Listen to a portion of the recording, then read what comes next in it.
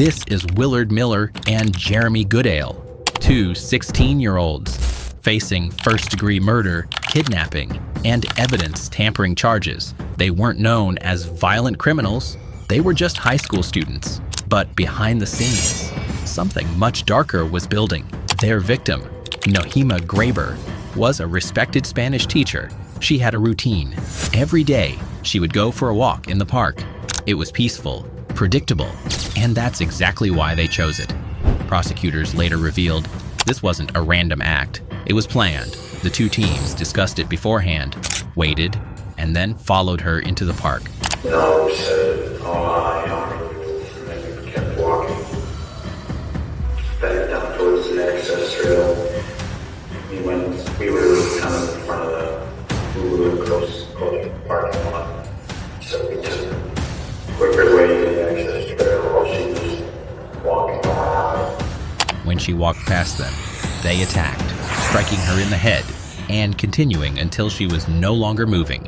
And I gave the signal and it's all clear, and then she walked by and hit her in the back of the head, and then I said, I probably should make sure she's dead.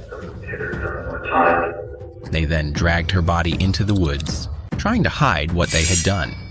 So it was like a strip of woods that separates the path from the access trail.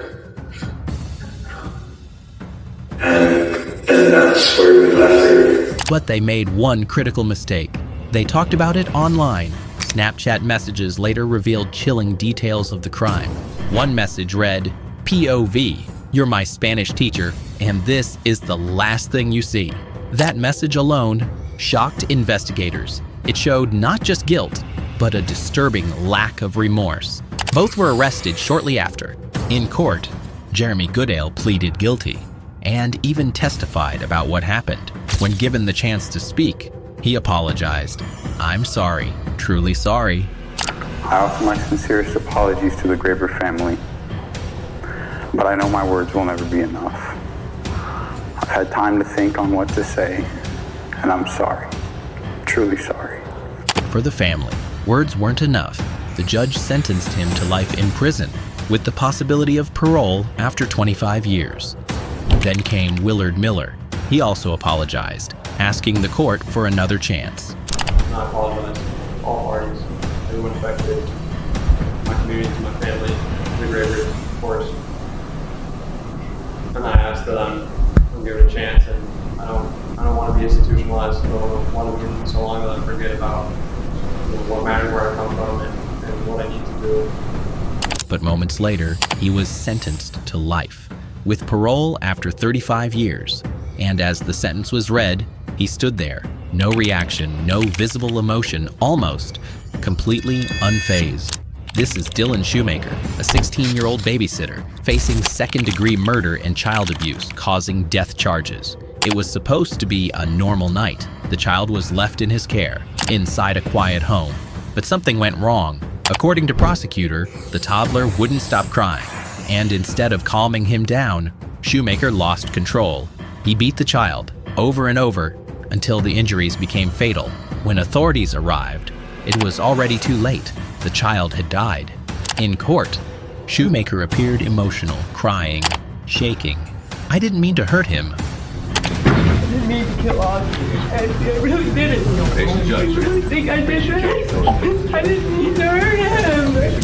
At first, it seemed like a tragic accident, but then the judge revealed something that changed everything. A recorded phone call. Shoemaker had called his mother from jail, and during that call, he said, "I'm a 16-year-old blonde. All I have to do is cry, and the jury will feel sorry for me." The phone call to your mother from the holding center you stated, and I got a quote from the court reporter, "I am a 16-year-old blonde. Probably all I have to do is cry in front of the jury, and they're going to feel sorry for me." I can't take back what was done. I wish I could. I would give my life for Audrey. That one statement destroyed his credibility. It showed manipulation, awareness, and intent to deceive. In that moment, the entire courtroom saw him differently, not as a scared teenager, but as someone trying to play the system. He was sentenced to 18 years to life in prison. that you be sentenced to an indeterminate term of imprisonment which will have a maximum of life, the court hereby imposes a minimum sentence of 25 years. But that sentence was later modified to 18 years to life. This is Mackenzie Shirilla, a 17-year-old, facing murder and reckless endangerment causing death charges. On that day, she was driving with her boyfriend and his friend. Everything seemed normal, until suddenly, her car accelerated straight toward a building at nearly 100 miles per hour. The impact was devastating. Both passengers were killed instantly. She survived. At first, it was believed to be a tragic crash, but investigators noticed something unusual. There were no signs of braking, no attempt to avoid impact, nothing. Then surveillance footage revealed the truth. She made a calm turn, then pressed the accelerator and drove directly into the building. Prosecutors argued, this wasn't reckless driving, this was intentional. They also revealed she had driven the same route days earlier, possibly planning it. Dr. Davia, so deeply sorry. I hope one day you can see that I never let this happen or do it on purpose. I wish I could remember what happened. I'm just so sorry. I'm heartbroken. I love Dr. Davia. We were all friends and Don was my soul. I wish I could take all your feet away. I'm so sorry. In court, Shirilla denied it. I would never do this on purpose. I wish I could remember.